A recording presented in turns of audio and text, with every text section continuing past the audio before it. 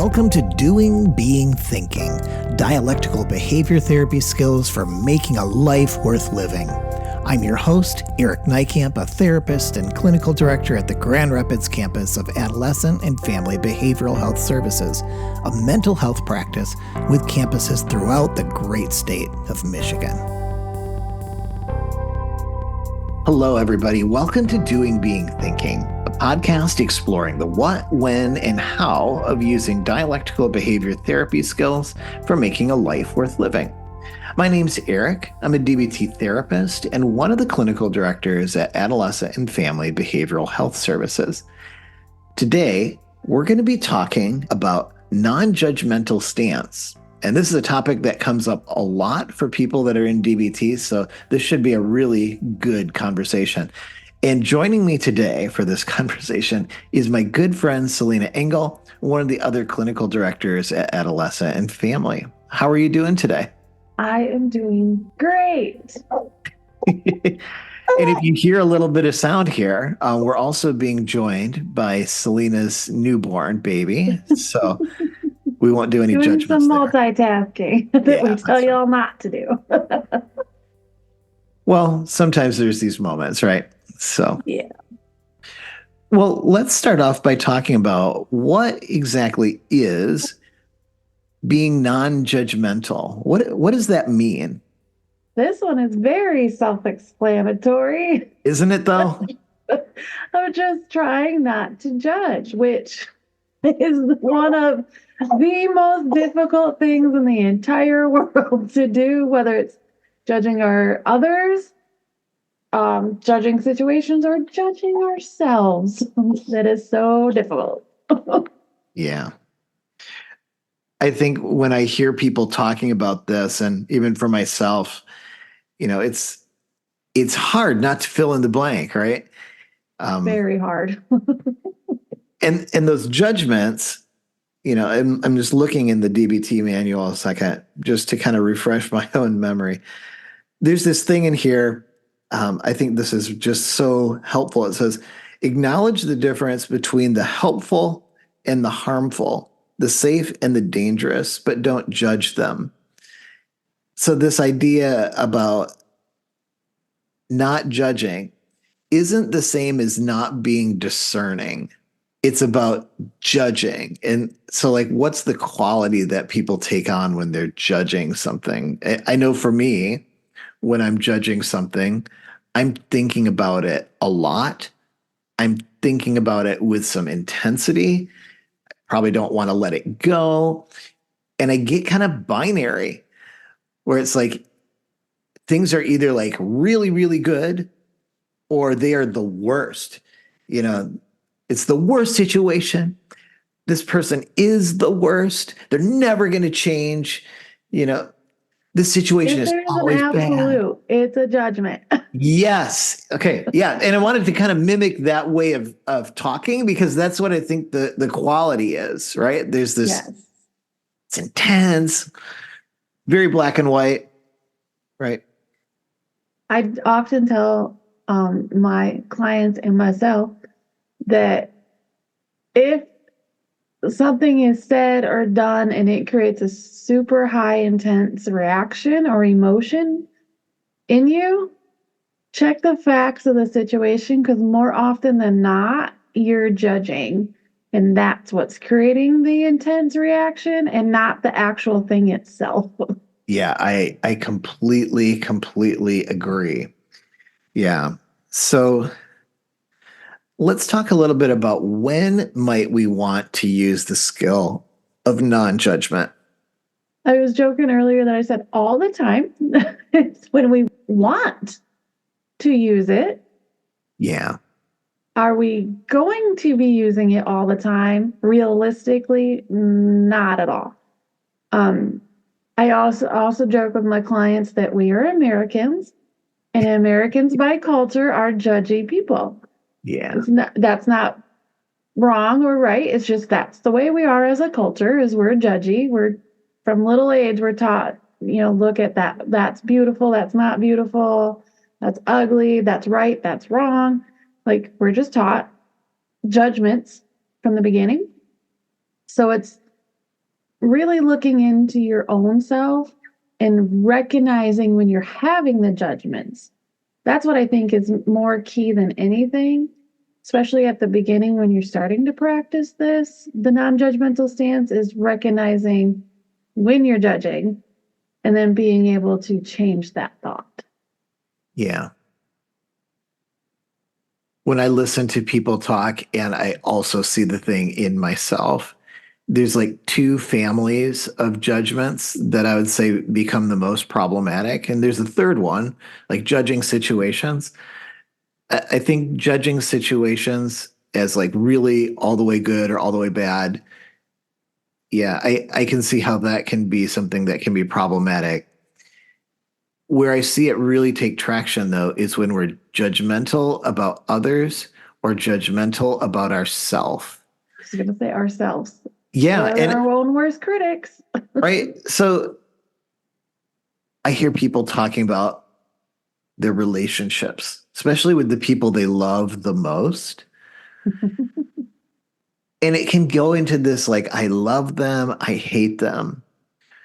Very Like much. when I'm in love, I am just head over heels in love. Everything is great. They are the best. When we fight, though, they are the worst. And then sometimes I'll ask people like, so, like, well, what are you like? And it's the same question I ask myself, like, what am I like when I'm in these moments of What are intense? those answers? Because I'm curious to see those answers. Well, sometimes we have the same intensity with ourselves. Like there's parts of ourselves that we might hate or that we feel like are the worst, or these qualities that we think are never going to change. Mm-hmm. It's just a part of who we are. There's this thing that like we can't feel sorry enough about it. And it becomes overwhelming because it's hard to let the thought go. Luckily, this skill will help with that Yeah. because that is difficult. It is difficult, especially if you're older, like Eric and I are older peeps. Yeah. And we've been stuck in our ways for so long. It's hard to change that when we've thought one way about ourselves. We judged ourselves one way for so long, or judged another person Hmm. for so long. It's hard to now flip the script on that. Yeah. Sometimes I'll ask people, like, what's the thing that's the hardest to accept about yourself? And a lot of times they know right away. We Or always know the negatives. yeah, like, what's the thing you regret doing or saying the most? And looking at that and seeing, like, do we judge ourselves with some more intensity or some more harshness than is absolutely necessary to live? And it's like, how much judgment do you really think is necessary to live? That's a good question. Yeah. That I don't know if there's a golden answer to that one. I mean, one of the things I see in myself, so there's some characteristics. Let's say I'll talk about one. Like sometimes I can be really stubborn. All right. In DBT, we'd call it willful. When I'm being willful, when I'm a little bit calmer, I'll look at that and I'll be like, oh, really shouldn't have been like that. You should have done yourselves. Yeah, yeah, yeah. That's the thing, right? Should is one of the red flags for me. And when I am doing that, here's what I notice happening. I start having a lot of unwanted negative emotions that they weren't happening from the situation. They're being created from my thinking. And it's basically thinking about how horrible I am, right? So then there's a little bit of anger that starts showing up. And if I kind of peel back the skin a little bit on the anger, I'm like, I'm really disappointed in myself and I'm feeling hopeless, just as a for instance. Well, the moment that I might be in, I could be walking my dog on a 74-degree sunny day and the birds are singing. And instead of taking that in, I'm essentially ruining the moment by thinking about how awful I am. And after that 20-minute walk of my dog, instead of feeling refreshed, I come back in the house and I'm cranky to everybody. I'm thinking I'm the worst, right? Because our judgments bring on unwanted negative emotions. And negative breeds negative. Yeah. They just snowball off each other like crazy. Well, how do we use the non-judgmental stance? I kind of alluded to it a little bit earlier, where it's just starting to really recognize when you are judging, like really looking at like like the Marsha says in DBT, it's like seeing but not evaluating as good or bad, looking at Yeah. just the facts. Let me tell you, that is very difficult. Like in group, I will often put like a car accident picture up there and say, okay, describe that as just the facts. It is very difficult to just say that car has damage on the back, that car has damage on the front, instead of saying that car clearly rear-ended that person. Well, that's a judgment. So it's like really just looking at the facts of a situation and then catching yourself if you are judging and then trying to rework that judging. When I did my DBT training, he had us, I'm going to admit this, I'm like, whoo. He had us on an imaginary golf clicker, that like you click each time you have a stroke Yep. in golf, the number of times we judge throughout the day. And I'm thinking, oh, I got this. No problem. I'm not a judgmental person. Like, I got this. Holy guacamole, I don't got this.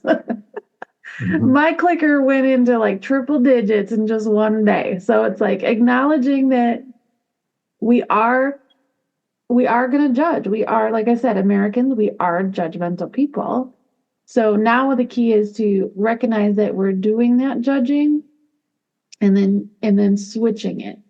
And sometimes honestly, judging can be good and it can be beneficial. So kind of what Eric said at the beginning, it's like acknowledging the helpful and the harmful. So maybe that judgment you're having is helpful because it's going to keep you out of a situation that was dangerous. Then that would be a good judgment. But it's recognizing when it's helpful and harmful and when it's super negative and that we just need to flip the script. My number one that I have to flip my script on is telling myself, like after I've made a mistake on something, telling myself I'm absolutely horrible and stupid and the worst person in the world because I made this mistake. Yeah. So that's my judgment, which I know is a lot of people's judgment or similar. And then I just have to flip the script and go, no, making one mistake doesn't mean you're a stupid person. It doesn't mean you're a horrible person. It means you made a mistake and you can learn from it. Yeah. And once I switch that, my intensity level, my emotion doesn't go away. I'm still mad I made the mistake, but the intensity goes from like a 7 to like a 2 Yeah. because now I'm just like, oh yeah, I'm just like everybody else. Everybody makes a mistake and it's okay. When we talk about this in groups, sometimes we'll say the way out of judgment is through description. That's a good way. I like that. Because it's interesting. Like for me, this happens every 4 years. It's political season. There's an election, and people put signs in their yard. And I tell you what, sometimes I'm driving around, I'll make judgments about what kind of people live in these houses. And sometimes if the judgments are really strong, it gets to these feelings of like, am I safe or not? And if we're using description, we're noticing, okay, this house has a yard sign in it. And it says the name of this candidate on there. And you're acknowledging that you see it, you're describing it. But what you're not doing is making assumptions about what kind of people they are, what their intentions are.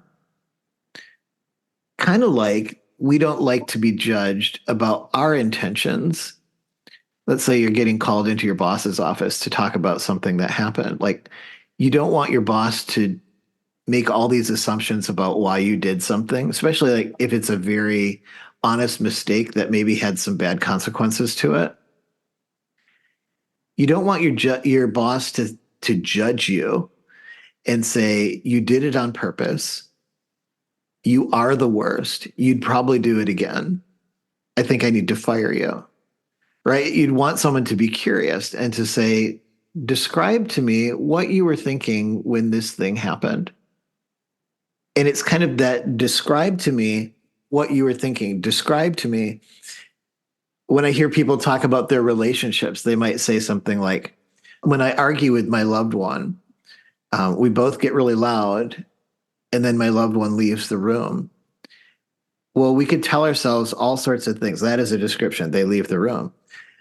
But a lot of times it doesn't end there. It's like they leave the room because they're going to leave me, or they can't stand me, or they're hiding something from me. Okay, see how we're filling in the blank with a motivation? A lot of times the judgments are about motivation, which makes sense in a way that we human beings tell ourselves stories about what we observe. But we sometimes, and sometimes when we're emotionally intense, quite often are making errors in what we fill in the blank with. And we actually never know what's in somebody's heart or in their mind. Those big assumptions. Yeah. I can think of arguments I've had with people where I'm like, can I just ask you? This is like when I'm doing it well, because sometimes I don't do it well too. Like, can I ask you what you were thinking when you said, and then whatever they say? Oh, I like that. So then you're like, you may have already had the judgment, but the way you're modifying that or combating that is by asking, like, hey, I'm having some thoughts about this. Can you tell me what you really meant? I mean, sometimes I'll have people tell me, like, I don't know. I don't know why I did that. I think I might have just been mad or I was hurt. Or they'll say something that I never was even considering. Like, I had a lot to do and I knew that we didn't have time to finish the conversation and I had to leave. Sometimes them just telling us their motive behind, even if we still don't like what happened, just knowing that their true motive behind will reduce our intensity level. Like you just said, like, I knew I had to get going, so I cut you off or whatever. Like I knew I had to get going, so that's what I did. It's not that I don't like you, or it's not that I didn't value your opinion. I just had to get going. Oh, okay. And I think it's also fair for us to acknowledge the fact that a lot of us do judge a lot and don't like to admit it. Like an easy one for me to think about is, I'm a white guy and I don't want anybody to tell me that I do something racist or that I'm thinking things that are racist. But I'll tell you what, I've been white my whole life, and there can be some really subtle stuff that I might not be super aware of. And then when somebody tells me, hey, this hurt my feelings, or were you thinking about, like, when I see you doing this, like, I'm wondering if this is like an uncomfortable conversation and you're just avoiding it when I want you to talk about it. I might want to be defensive and say, no, that's not true. But sometimes I am judging and reacting. I might be avoiding conversations that I think are going to be difficult because I'm judging, oh, this is going to be too much. I don't know how I'm going to get through this. I might not survive it. Or thoughts about my own safety. And what I really need to do is to be open to improve. But it's hard. It's hard to admit those things in the moment when we feel defensiveness show up. I have that right now. with And it kind of goes with our next topic question we talk about with what might get in the way of using the skills is that I have that with one of my really good friends right now. Like I'm trying to navigate all these judgments I have in my head right now.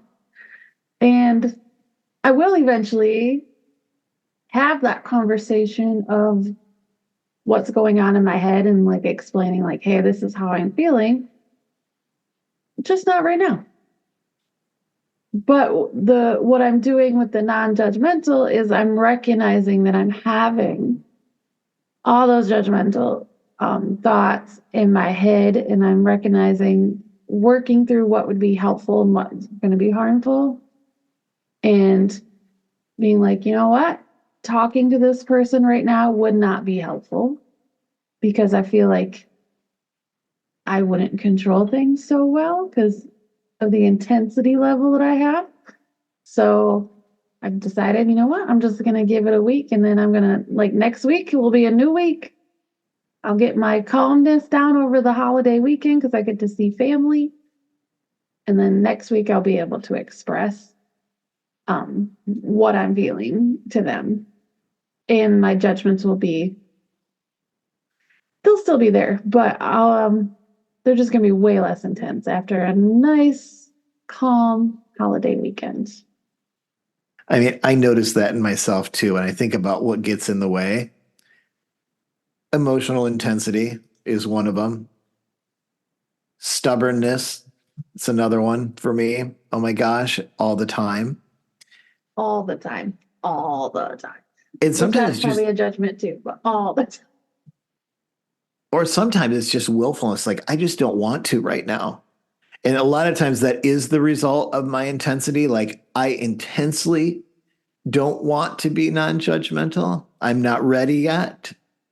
Or I'm choosing choice number 4 to stay miserable. And the truth is, that's okay for that moment, right? Yeah.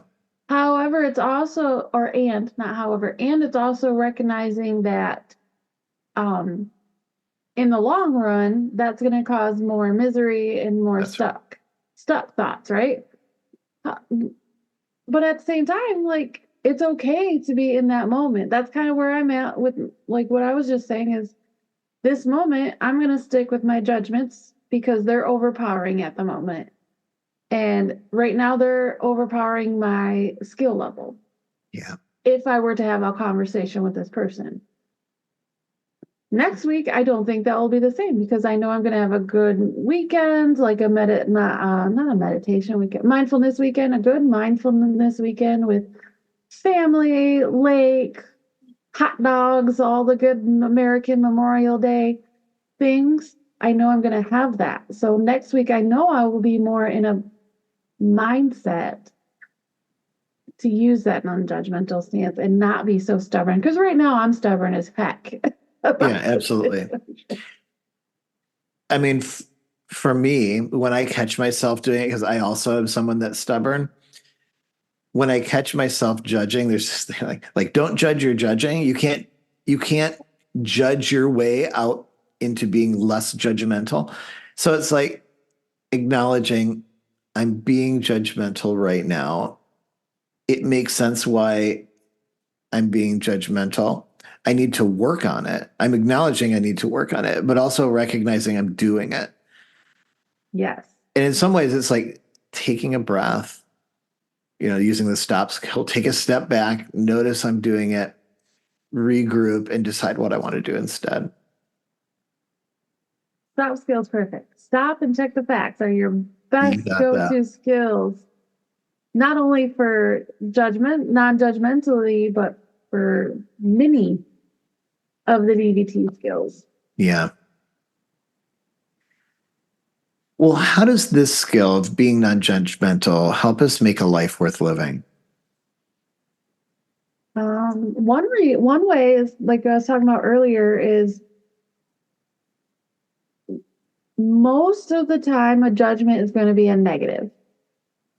So if we're recognizing our negatives and recognizing those judgments and then acknowledging them and then trying to um, rework them, reword them, or just checking the facts of them and describing them, that is naturally going to make our intensity levels go down, which then increase, one, we're going to have way less stress.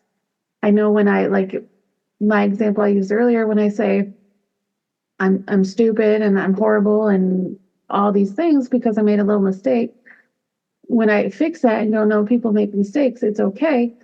Now my intensity level is way less. My stress level goes way down. And now I'm also able to learn so that in the future, I'm not going to make the same mistake. So now I avoided the stress in the future. So creating that life worth living now, and it increases it in the future as well. Yeah. That's one example. I think overall, for myself, non-judgmental stance has helped me avoid regret. Oh, that's a good one too. Yes. When I go on my assumptions, or sometimes they're just accusations, let's be fair. When I think my accusations are 100% accurate, I really can hurt people. The other night, I noticed that I was starting to get there, and I was having a conversation with my wife, and I said, I'm noticing that I'm in a really bad mood right now. And I'm probably going to say something that will hurt your feelings, and I don't want to do that. I need to just go to bed. Because I knew I was getting very judgmental. And Yes. it was really because I was tired and I wasn't my best self. And I could kind of observe myself getting harsher in the things I was saying and my interpretations of a situation we were describing. And I wasn't being fair. I wasn't giving people the benefit of the doubt when I was filling in with accusations. And that happens a lot, like with, like you said, tired, hangry. I am a Yeah. hangry person like no other. So if you try to tell me something why I'm hangry, my poor husband, I don't know how he puts up with me sometimes, which that's a judgment too. Kind of a fact also, because I know how I am when I'm hangry. Yeah. I judge like crazy when I'm hangry or we're sick or, all these other things where the judging increases because we're not feeling well. So then we have to, so that's the not feeling well is decreasing our life worth living at the moment, which is then increasing our judgments and our negatives. So we have to make sure that we combat those. So we're not, going even further down the bunny hole of life not worth living. Yeah. Because that's just a moment in time. And we have to recognize that it's a moment and that we can use skills to get ourselves out of it. And one good skill is non-judgmental, because oftentimes we go down rabbit trails judgmentally. I couldn't agree more. Well, we hope that this episode helps you understand a little bit more about being non-judgmental. While it can take a lifetime to master any skill, with practice, it'll get progressively easier over time, especially with this one. This is a lifelong skill. It really is. We hope that all of you continue doing, being, and thinking in wise ways on your way to making a life worth living. It's really good talking with you again, Selena. We'll have to do it again. All right. Always. See you then. Thanks for listening. Doing, Being, Thinking is an educational podcast about dialectical behavior therapy and is not intended as a substitute for therapy. This is a podcast outreach of Adolescent and Family Behavioral Health Services, offering both in-person and telehealth therapy to children, teens, and adults throughout Michigan. If you are a Michigan resident and want to get started with therapy, including DBT, children's DBT, or other evidence-based therapies, please contact us at 616-719-0194 or find us on the web at www.adolescentfamilybhs.com.